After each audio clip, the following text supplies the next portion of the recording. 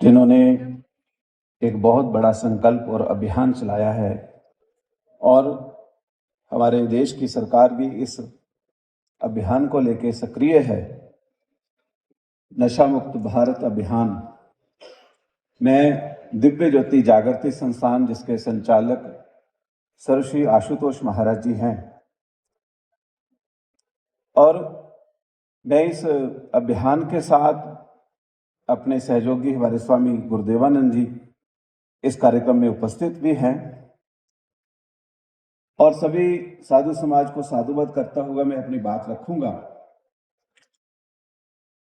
इसमें कोई शक नहीं कि ये नशा हमारी युवा पीढ़ी को खत्म कर रहा है और हमारे देश की जो रीढ़ की हड्डी है उसे कमजोर करने की अपनी पुरजोर कोशिश कर रहा है। और समय समय पर सरकार के द्वारा बहुत सारी सामाजिक संस्थाओं और धार्मिक संगठनों के द्वारा इसके खिलाफ अभियान भी छेड़ा जाता है।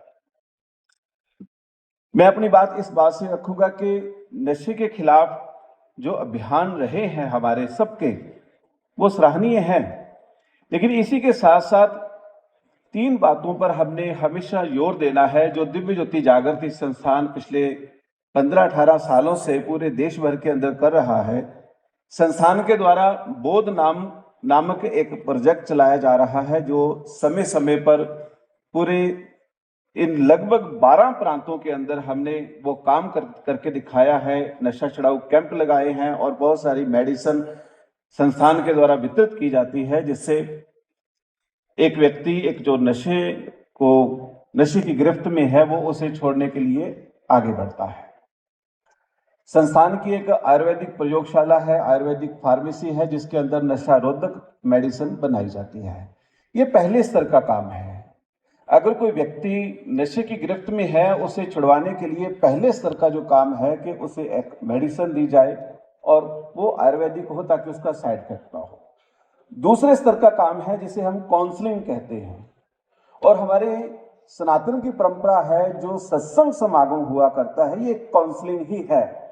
जब एक व्यक्ति को ये बात याद करवाई जाए कि आप ईश्वर की सर्वोत्तम रचना हो, आप ईश्वर के अंश हो, ईश्वर अंश जीव अविनाशी, हमारी संतों की सदा से शुरू से ये पुकार और ये आवाज रही है समाज के आगे कि हम ईश्वर की संतान हैं।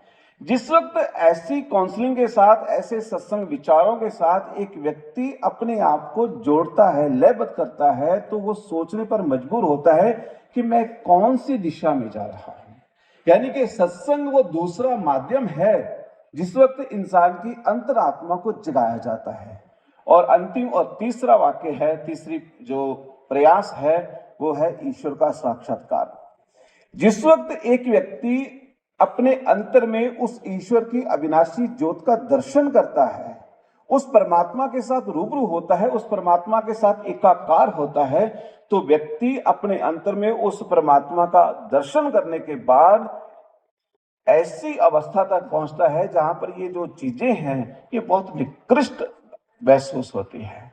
इसलिए दिव्य ज्योति जागृति संस्थान अपने नाम के अनुसार इस चीज का प्रचार भी कर रहा है कि हम अपने अंतर में उस परमात्मा की ज्योति का दर्शन करें, ताकि ये जो सामाजिक बुराई है, ये केवल एक सामाजिक बुराई ही नहीं बल्कि हमारे जीवन के अंदर जो एक इंसान का जो चरित्र है इसका भी हनन कर रही है। इस बुराई के खिलाफ व्यक्ति स्वयं खड़ा हो सके।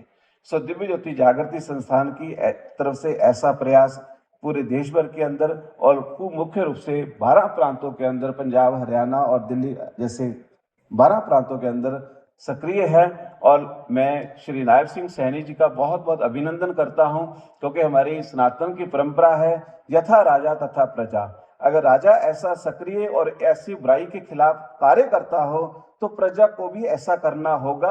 ये हमारी सनातन की एक परंपरा है। सो आप बहुत बहुत बधाई के पात्र हैं और हमारा साधु समाज, संत समाज इस बुराई के खिलाफ आपके साथ हमेशा रहेगा और संतों का जो आशीर्वाद आपके साथ हमेशा रहेगा। बहुत बहुत धन्यवाद।